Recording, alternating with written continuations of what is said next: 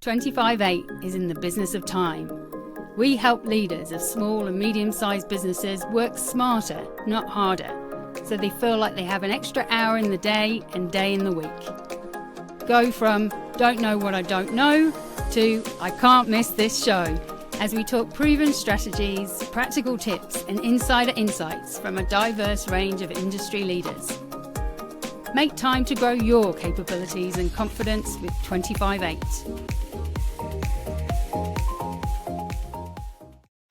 I want to welcome Erika Hughes, who was the 2023 Women Manufacturer of the Year and the current commercial director of Integra Systems, with over 20 years of experience as a product design and manufacturing business owner. She's got incredible expertise in commercial and strategic business growth, organizational structure, and HR, business transformation, and finance. She's also pretty adept at leveraging Industry 4.0 principles and the circular economy to drive operational efficiency and long-term business success. Welcome, Erika. Thanks, Sam. Let's get started and talk me through how did this career begin, and how did you get to where you are today? My career began in advertising. I spent a couple of years working for a boutique advertising agency, and that's where I sort of got a knowledge of how marketing and advertising can really add value to a business. And then I went and worked for Ericsson Australia. At Ericsson, I was there for nearly 10 years. And during that time, I was able to work in a lot of different strategic areas. So I seemed to be selected for quite strategic growth projects, generally around innovation, around the integration of new business into the larger corporate organisation. I was involved in some franchising and rebranding, and then I ended up in the mobile internet side of things. Well, while the mobile internet was evolving, once again, on that innovation side, at that point in time, we were starting to work with GPRS. It's a very long time ago.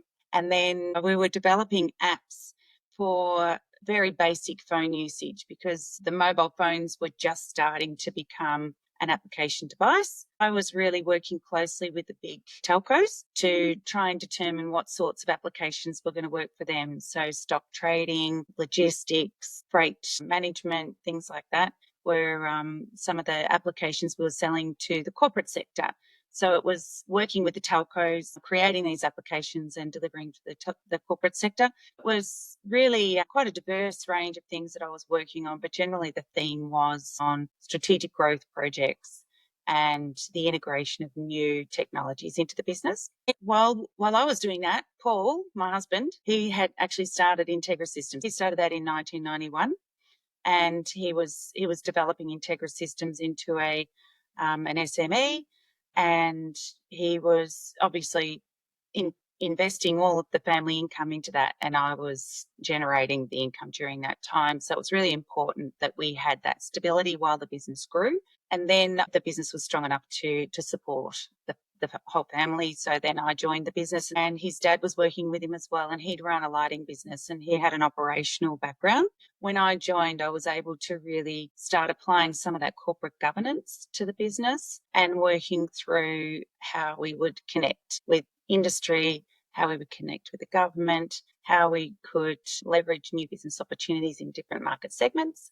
So that sort of became a little bit of a opportunity for Integra to start to have a more strategic approach to how the business was run. Integra started as a design business, product development, design, mechanical engineering business. And then we developed a machine that became the world's first high-speed coil processing lines. We worked with the universities and the research centres to develop that, but generally it was a self-funded project. We had no idea about R&D grants and things like that. So there was no knowledge about the government assistance and things. So it was all self-funded, and we sold a number of those, and then we ended up building one for ourselves, and we were able to then produce components from that, which was really high speed import replacement. It was really leveraging the design capabilities that we had. So the innovation that we embedded in the business was around product innovation, but also process innovation. And then as that side of the business started to grow, the manufacturing capabilities grew. So we started bringing more manufacturing capability in, purchasing new machinery.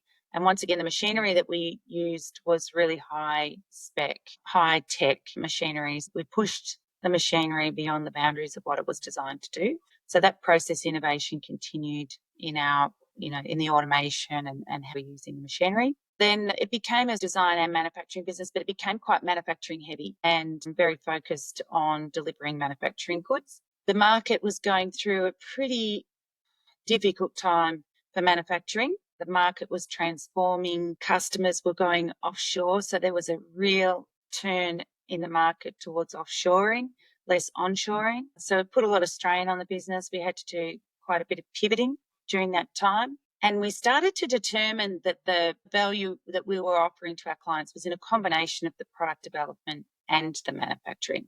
So once we sort of understood the key value that the business delivered and the niche opportunities that we could leverage with the business, then we started investing more heavily in the product development side of things, and the manufacturing became a really agile approach. So we were able to respond quickly to market needs, prototype quickly, turn around the designs. Customers began to have a journey then with us that was right through from the product development through to delivery. And it appeared at that point in time that seemed to be the value that we were able to deliver. We were sort of starting to strategically determine how we were going to grow and position the business. It was a really, really tough time. When you're sort of pivoting a business and transforming a business, it's very cash flow dependent, working capital drain. You're investing, you've got to back yourself, you're investing heavily in the business at a time when there's a lot of uncertainty. But we were pretty confident with our approach and our strategic direction. So the backing yourself and understanding the market and understanding the customers was really, really important. So that customer relationship, understanding the customer journey, different parts of the business was going to impact their own offering to the market. Fundamentally, the business became a product development, prototype and manufacturing, and then customers would kind of be able to leverage any part of that side of the business. So either started at the beginning of the journey through a concept through to delivery, or they might have had a mature design. They just wanted some design for manufacture or some review of the design for circularity. And then we were able to start working through that process, prototype and deliver. And then there's naturally now still a build component to that. So customers just come to us with a design, don't touch it and just make it.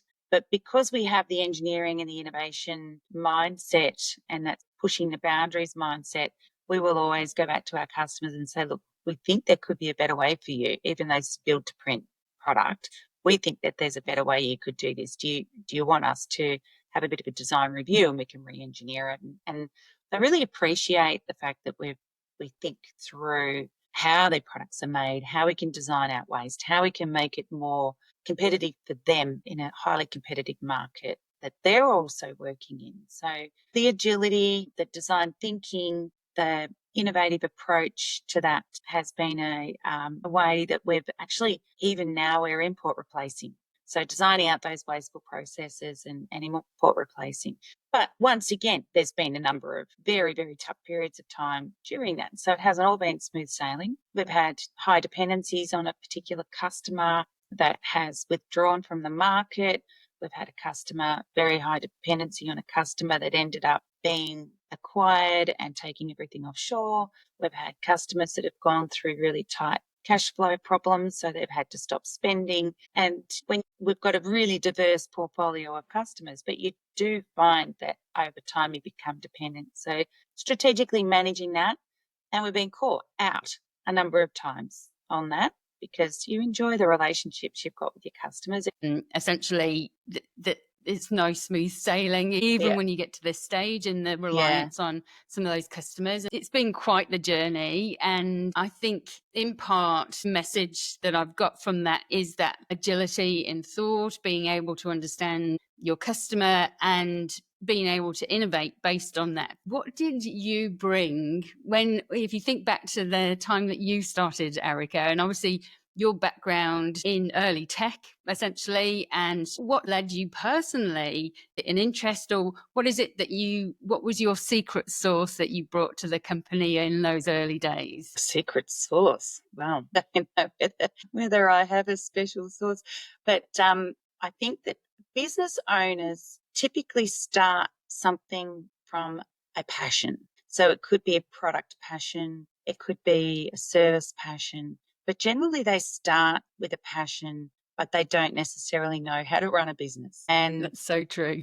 yeah, and a lot of them are really qualified in their field. It might be science, it could be engineering, it could be technology, really smart and really qualified in their field, and they know they can make a difference. But running a business is really very, very difficult. So what I was able to bring to the business is not only an investment in because I was a family member, but I was able to bring a little bit of structure because innovation, particularly innovation, it's kind of felt too. It's not just seen in the outcome. It's the process. It's the way it's handled. And I tend to try and get to the heartbeat of the culture, and then I like bring out that heartbeat and that personality in a business and try and bring that to the front. And that's what we've done with Integra is we've really worked hard on identifying, well, what is the personality behind this business? How do we articulate that? And that's my marketing background. So Yeah, I love that. Yeah.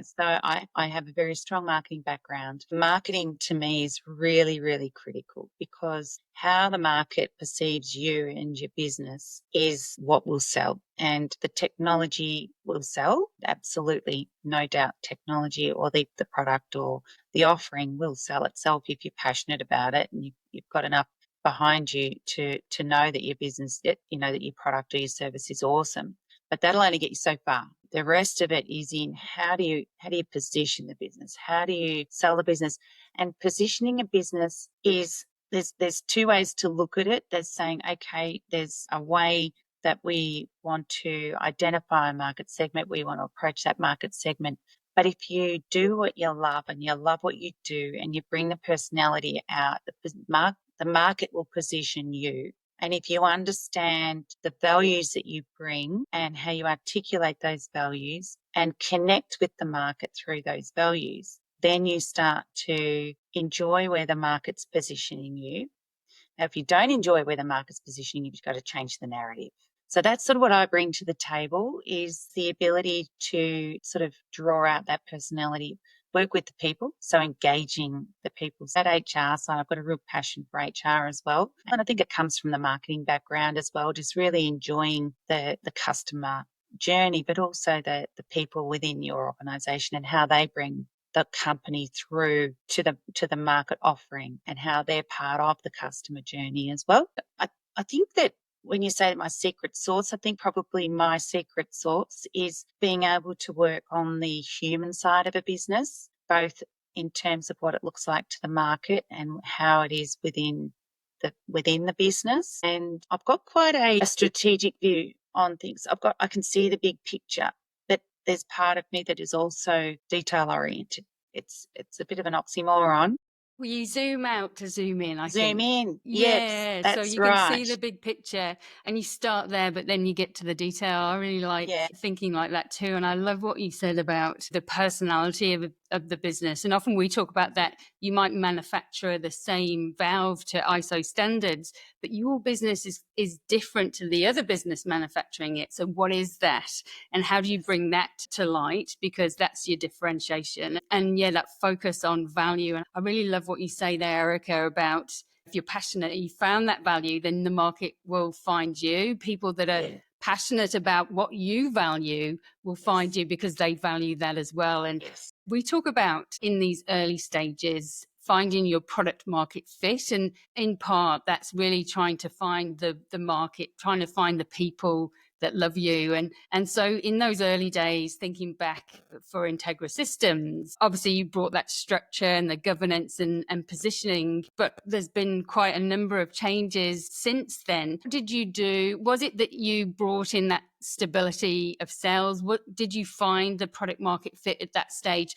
Talk me through some of those early customer strategies that you implemented in Integra. So Paul and Russell were really good with the market. They've got terrific personalities. They really earthy. You see what you get what you see. And we knew that that was a bit of a superpower for Integra. And so we made sure that both Paul and Russ were out in the market as much as possible. I think that's a really, really important thing to think about is you've got to know yourself well enough to know who is the best person to interface with the market. Now, Paul and Russ is very, very good operationally as well. So he was really strong in helping to build the company culture, and Paul was strong in the market and product development.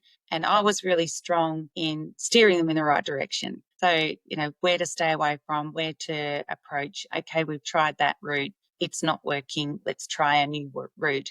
Generally speaking, that was sort of where I played. That's that strategic role is saying, okay, this is what we need to attempt to do, and this is a market we need to target. So let's see how it works. And there are markets that are a long game, and then there are markets where there are quick wins. So it's trying to work out, well, which markets do we spend most of our time with? And then there are markets that are a long game, but there's quick wins within the long game. So, like within the defence market, for instance, it's a long game. You have to know it's a long sales cycle. The relationships are really important. The connections within the industry are really important, but you're not going to make a sale in a year's time. You might be lucky, and you will, Yeah. but it's unlikely.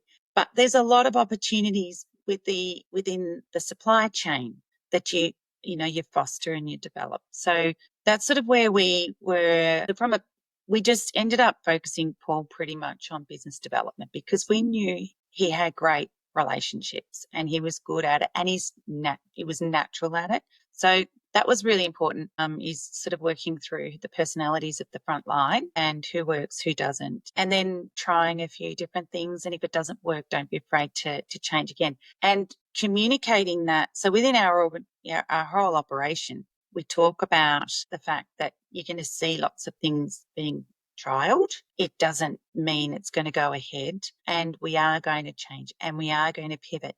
And they are so used to things evolving all the time. They feel secure. They know that they're valued and they feel secure, and they'll change with the business because they know that it's good for them and they know that they trust their leadership team that this is going to be good for the company. And one of the, we were talking about digitisation. So during COVID, we'd already started a digital manufacturing journey. We had aspirations to be a paperless factory. We tried a number of different size devices and things like that.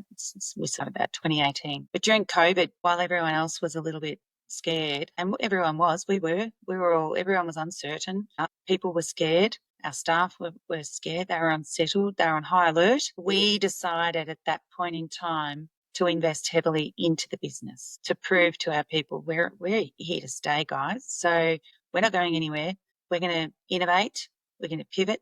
So we started to create what we call now, which is a commercial product, the Integra K4.0, which is the touchscreen interface that we have at each of the work centres. So we split the team into two. We were able to communicate because we put a camera and a microphone into the device. They were able to communicate between the two sites. Able to communicate with design office because we had to keep them separate from production.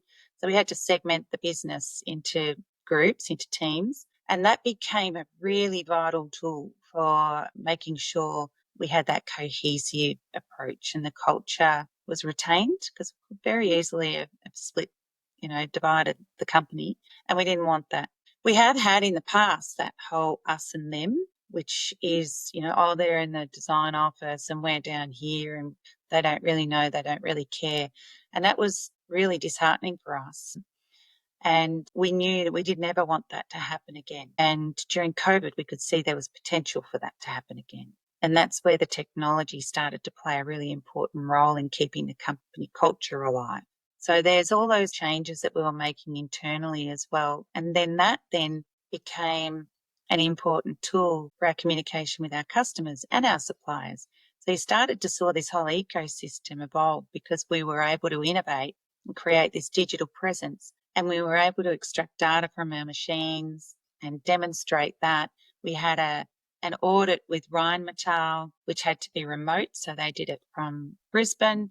We were able to go to each work centre, turn the microphone and camera on and demonstrate what we were doing on the factory floor. Then they said, well, this is awesome. Now we can do this with Germany. So then we had an evening quality audit with Germany as part of the global supply chain. So all of a sudden, through different thinking and wanting to keep our culture coherent and keep the information flow happening and having that 360-degree feedback with our team created this entire ripple effect. Once you start thinking about these processes, and that came from our desire to retain the company culture, it wasn't a desire to tap into a new market or create new opportunities. That was something that we wanted to do for ourselves. And other businesses started to see that and wanted to learn from that. And then we commercialized the product, and now it's a product that we deliver to other manufacturing companies. It just demonstrates how a process within your own operation can actually, or a thought or something that's true to your heart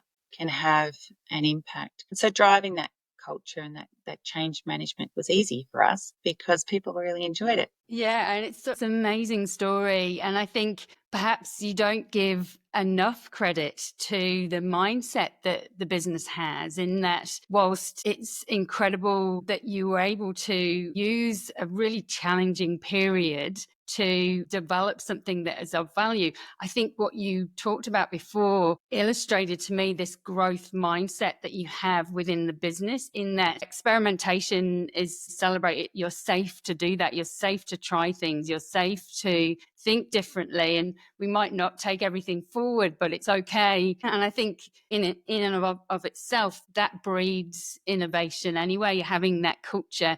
But then to recognize an internal pain, an internal issue, and to solve a problem for yourselves, for your staff, for your people, only for then that to provide value to other people. What a great story that is. Because again, as you say, it comes from the heart. It's really thinking about, okay, how can we solve this problem that's really dear to us? And then in doing so, you can then help others solve that problem. And two, is there a balance, Erika, in the business? And obviously, where you're at now, there's been quite a number of innovations. Such an innovative company. I want to talk a little bit more about some of the newer initiatives. But do you think in those early days, especially, you've got to balance cash flow or cash reserves and experimentation? How were you able to do that? Yeah, that's a really tricky one. And that's something that we learned. Cash is king. It's oxygen, right? One of the things that I have really driven hard is, and this is the finance side of things, is not to be greedy as you're growing. So there's a high desire, I think, for business owners to feel like they should take money from the business. The money's coming in, it's going really well. I want to pay myself more. I'm taking all the risk. I deserve it. And you do, absolutely. But you need a war chest. And there's always going to be tough times, always going to be tough times. So that war chest, or there's going to be opportunities for growth that you're going to need cash for. So the way I see it is, during those prosperous times, you save like crazy. You save the money, put it away, build up your cash reserves. You know, we've just gone through a really tough period of time. It took us 2 years to turn our business around and drained every cent we had. But if we hadn't put that money away over those years, we mightn't be here today. It's really, really important, I think, that during those prosperous periods, you put that money away to reinvest in the business or have for a period of crisis. So that would be my first lesson to get out there. Is it's tempting to dip into the coffers when there's money there, but you're going to need those coffers during the tough times. The value of the business will grow, and one day you'll be able to cash in on the value of the business. But during the growth period is not the time to cash in, because you need that to apply to the growth and to crisis. Yeah. So true, isn't it?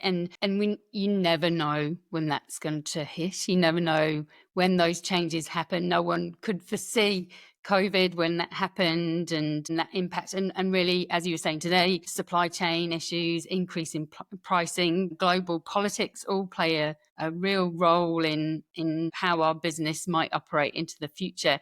Talk us through the last couple of years, Erika, and how you've navigated through these challenges. So we had quite a large customer that had to stop spending for various reasons. And it was an interesting period of time for us because we were in a period of growth with them. In fact, we were struggling to keep up. So we bought new machinery. We got a new plant. We expanded significantly to actually work with this customer. Everyone was enjoying it. The customer was enjoying the growth. We were enjoying the growth. It was a really, really good period of time. It was very stressful managing the growth. But because we were managing the growth, we were doing very little business development. And there was a couple of segments we were just concentrating on, which were not necessarily target markets that were going to provide us with low-hanging fruit. They were more strategic markets. They were long-game markets that we were working on. Because we had the growth period, it was okay to continue to work on the long game. We didn't have time to just keep bringing more work in because we wouldn't have been able to deliver. We still had a really good customer base otherwise, so a diverse customer base, but this was quite a large customer. So then once this happened, we did two things. We went straight to market. We business developed like crazy. Absolutely every waking moment, no breaks, nothing. If we were going to go away somewhere, we'd go somewhere close by. So we knew if a customer called, we weren't going to negotiate and say, no, we're not available that day. We're going to be available next week. And we would jump on the plane and come home. And we would just make ourselves available for any business development opportunity that there was. So one of our goals was to have a more diversified customer base. So we were vulnerable. We could see exactly what had happened. And at the time, we knew we were skating on thin ice. We thought, this is great. We're all enjoying this, but boy, oh boy, what happens if? And that if happened. So we ended up setting a goal to a particular customer. One customer was not to be more than 10% of the business. So that was our goal. The other was we targeted a number of growth sectors, and we identified the markets that had a really high appetite for Australian manufacturing, and we stayed away from the markets that were volatile or didn't really have a high appetite for Australian manufacturing, and you'd be competing with imports. So we stayed away from that because we knew the value we brought was this design, prototype, and manufacture, the combination of it. And then the circular economy played a big role. So once again, we took the opportunity to reinvest in the business. We changed our management structure so that we brought in new experience. So we actually didn't cut our people. We brought in experienced people to really improve the performance of the business during that time. Because while we were growing, some processes started to kind of be impacted and we were springing leaks left, right and centre. So we brought someone in to tidy all of that up during a quiet period, because we knew that while we business developed, eventually that was going to all come off. But the trouble with design to delivery is it's a very long sales cycle. So generally from when a customer comes to talk to you to by the time you receive your first order, you're looking at about 12 months in a business like ours. So we thought during that time, we're going to sharpen our axe. You know, they'd say cut down a tree, you spend 8 hours sharpening your axe. So we sharpened our axe, and that worked well for us. So now we're back. In fact, we're turning over more than we were turning over when we lost that customer. Our processes are much tighter.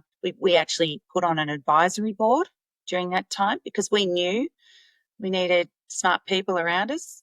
We knew we couldn't just do this on our own. So we appointed some advisors to an advisory board, and we've made they are brilliant, and they make us accountable for everything. So our reporting structures, our process, the follow-up on our actions, they make us accountable for all of that sort of stuff. So that all happened. So that happened sort of 12. So the first 12 months we were working on the BD side of it and working on bringing some fresh knowledge into the business, recruiting really experienced people. We put a new business development manager on. We built up a portfolio of products that we took to market. So the K4.0 became commercialised. We have a range of electric height adjustable workstations, industrial, customizable workstations. We took that to market. The K4.0, we set up a partnership with a Dutch company who had shared values with us, and they had a circular economy based waste bin system.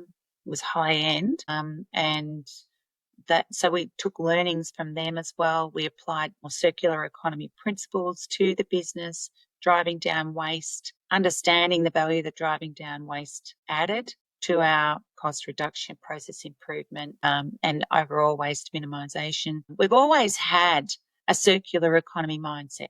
So in the past, they used to call it, they didn't have a name for it. It was just the way we thought, just designing out costs. It saved money, I think. And, Yeah. yeah. And it was smart. It was logical. Designing out, wasteful processes, thinking about how it's going to be freighted, making sure that you have minimal freight costs and you're not freighting air. Making something modular sounds simple, but it's actually not that easy. A lot of design thinking and engineering has to go into that.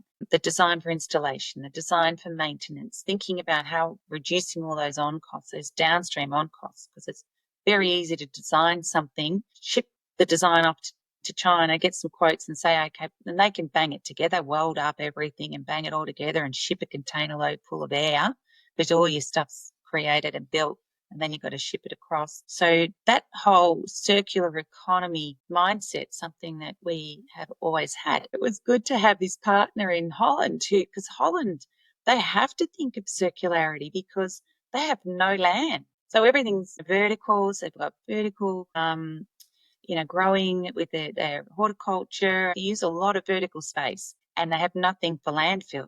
So this whole separation at the source was something they've been doing for years. We're about 10 years behind them. So sort of working with a leading circular economy business was really, really good because we had shared values. During that period of time, learning from others that have shared values, tapping into the best in the world, gleaning information from them, working out where you can collaborate, business develop, set up systems and processes that are going to minimise the growing pains when the work comes in when you're business developing. So you need to be sure you can manage the growing pains.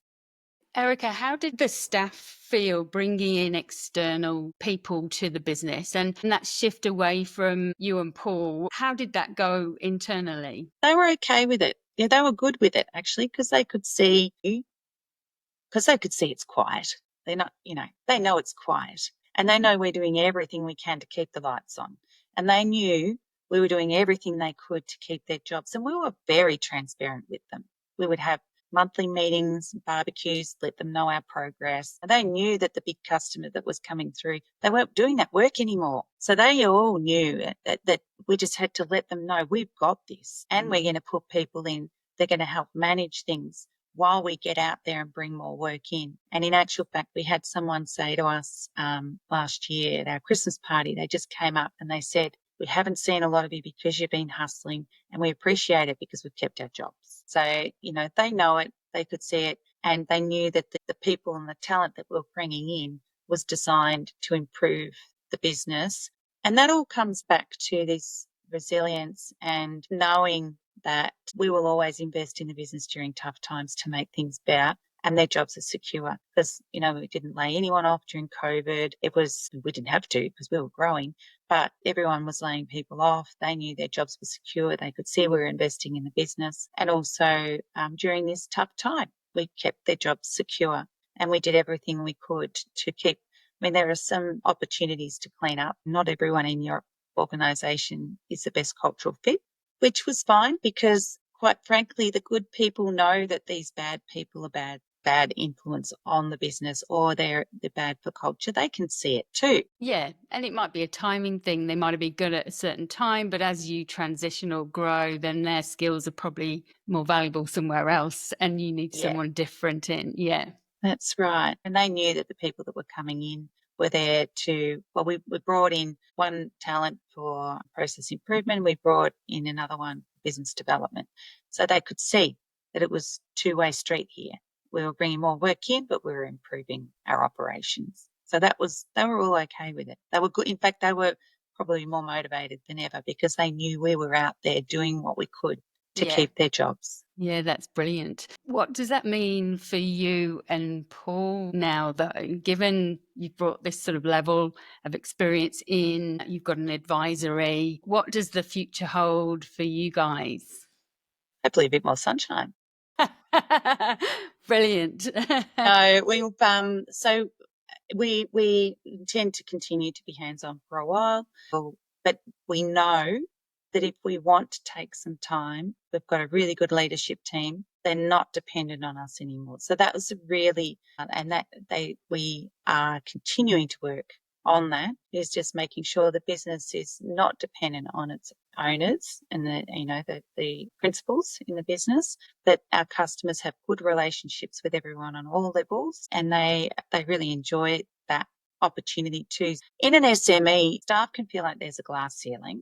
So we also, from a development point of view, one of the things that we're also working on with our people is making sure that they're heard, their development aspirations are heard, and we action those where we can. So rather than recruiting externally, we would try and promote internally. So everyone within the organisation knows that there are career options for them. Our staff turnover is really low because there's always something new and interesting for people to do. And we're always tapping into what it is that drives them.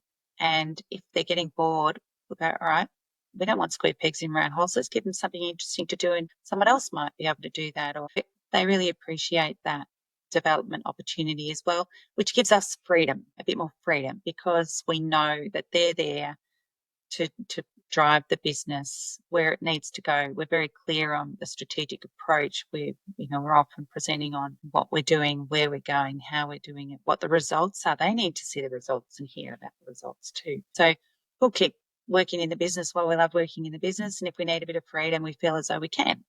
Yeah, that's So a great position to be in, isn't it? yeah. Yeah. And then, helping others. So we often have, now we run a lot of open days and have businesses come through because we want to help uplift other businesses and show them how we do things. When you get on our website, we try and articulate what we do and how we do it, but it's not until you actually set foot on the premises and walk through and talk to the people that you really get a feel for what I'm talking about. So that's why we like to hold open days, and also on the digitisation front. So sort of sharing our learnings on the digitisation and the circular economy side of things.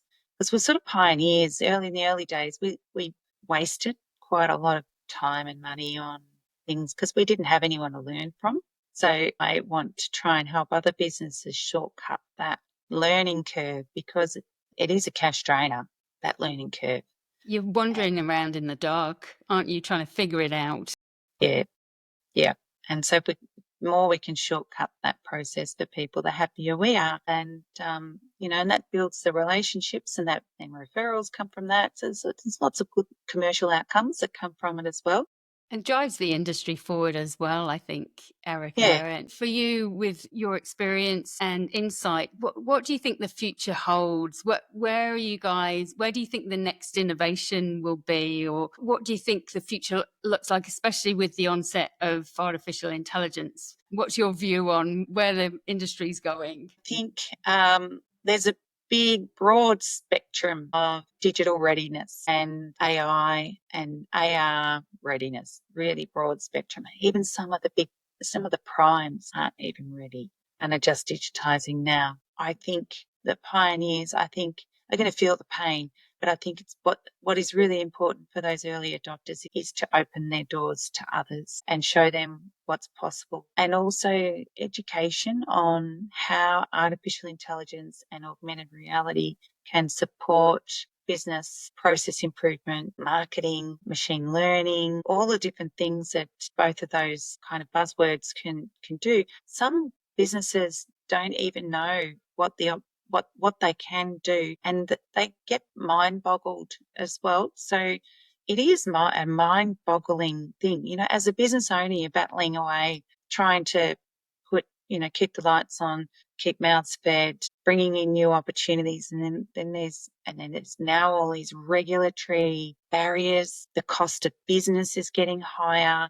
There's a lot of things that we're having to navigate, understanding industrial relations, which is becoming a minefield, mental health issues with staff, how you handle those or don't handle them, and how responsible you are for those sorts of things, so that the sooner we can kind of provide people with an easy information pathway on the augmented reality and AI and machine learning and how to use the data and how to manage data integrity, because it's crappy data in, crappy data out. So how do you manage that data integrity and use that data that's clean? And how do you clean it up in a cost-effective way? Because some of them just throw out the baby with the bathwater because my data integrity is so bad. What's the point? So we need some really quick wins on that side of thing. We need to educate the market in a really simple, user-friendly way to get people on board and understanding what some of those low-hanging fruits are in terms of modernising businesses. And then, of course, you'll start to see that spectrum shorten.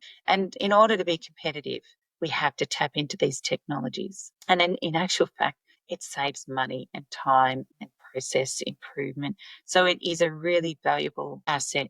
And also, you've got the cybersecurity side of it. So there's now a cost to every business to manage the cybersecurity. Not only do you have to comply with Essential 8, but you've got to have a full managed service, which has the penetration testing and the 24-hour surveillance. And there's all these additional costs of business. But if we can embrace those and understand that might be now an overhead, like an administration cost or a marketing cost, we have to embrace that overhead and understand the value it's going to actually bring rather than seeing it as an overhead. So there's a number of mindset things that have to happen. Yeah, sorry, Erica. I was just going to say it kind of really circles right back to where we started when you said about bringing governance and that structure in, and that's so important, that governance, that structure around those foundations, especially moving forward. You spend an hour planning to save 10 hours of doing, and that's essentially what you're doing. You're building that foundation, the structure, you're getting your data clean, you're getting those standards, you're getting it all in play, because eventually in the long term, that's going to save you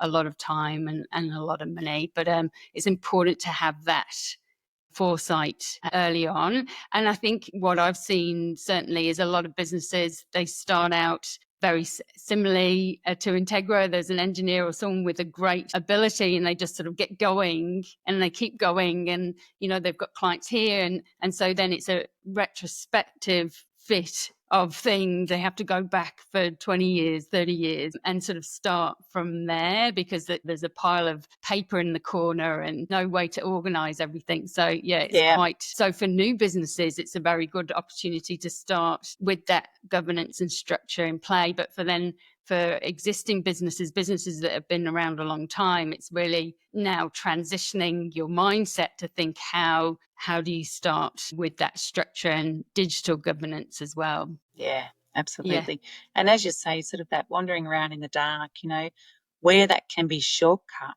making the connections that can help shortcut that learning curve. If I had that 35 years ago, or 20 years, what have I been working in Integra? 25 years. And if I had have had that opportunity 25 years ago, we'd be in a different place now. And we didn't. For a good 10 or 15 years that even though I was bringing corporate governance to the business, and I still didn't know what I didn't know when it came to running an SME. And I didn't know what I didn't know in terms of the resources I could tap into in the market. And it wasn't until we started getting some connections, and then that connection became that connection. And all of a sudden you've got this rich resource pool to tap into learnings and getting some mentors. We've had a number of mentors along the way. So different mentors, then you outgrow your mentor. And that's okay. Or maybe you get to a point where you go, in actual fact, I'm thinking differently to my mentor now. A period of time is close, but you're still friends and you still stay in touch. But that era with that mentor has come to a close. And in actual fact, more often than not, the mentor will go, my job's done. I'm so proud. Off you go. Leave the nest. Yeah. And we'll, hopefully people see 25/8 in that way, in that we're trying to fill the gaps in knowledge on what you don't know. And we're very lucky in that we have Erika as an industry mentor for 25/8 as well. So listeners, you can actually tap into Erika's expertise and mentorship as part of a 25/8 program. But I think it's similarly to staff, if we see it as a transition, when you're ready, the teacher appears. It's kind of like the same principle, in that having that external guidance, that external support to get you through those relevant stages is really quite useful. And actually the data around bringing mentors and coaches in from zero show that as soon as you invest in that, revenue increases. So there's a direct correlation between getting external guidance and your revenue. A 100%. Even once we set up our advisory board, the rate at which we accelerated our results was phenomenal. And that was just from an advisory board who really, really high caliber individuals who could just make you accountable for things. Tapping into those resources is extraordinary. Erika, I could go on for probably another couple of hours. There's so much I'd like to talk to you about. But really the main points for me today, that innovation, that mindset, that growth mindset is really important. How do you build that culture, that safety in experimentation in your business, while still being strategic though? So having that strategy, the structure, the governance in place, following the heart, the value. So your people internally, but also your customers. That's really important. That combination of the sort of masculine logic and the feminine heart, I think, is it, really shows you can see the success of a business when those two are in balance. And that business development at every stage. So not forgetting, not getting complacent. And I really like your KPI around 10% of the business, not one customer is 10% of the business. That's gold. And I think if everyone can walk away with that today, that would be one piece of great advice. But I want to thank you for your time today, Erika. Thanks, Sam. And as I mentioned, we're lucky to have Erika as an industry mentor. So you're able to meet with Erika. I'm sure, though, I'm able to put Erika's LinkedIn in the show notes, and you can connect with her there as well. Yep, absolutely. Yeah, thanks, Erika. Thanks, Sam. And looking forward to working together. Yeah, brilliant. Thanks for listening to Make Time, a business podcast by 25/8. If you like the show, please take a moment to write a review and feedback on what you'd like to hear next. If you never want to miss an episode, hit subscribe or follow on your favourite listening channel. If you want to get even smarter, join our newsletter, community, or take one of our programs. Links down below. See you next time.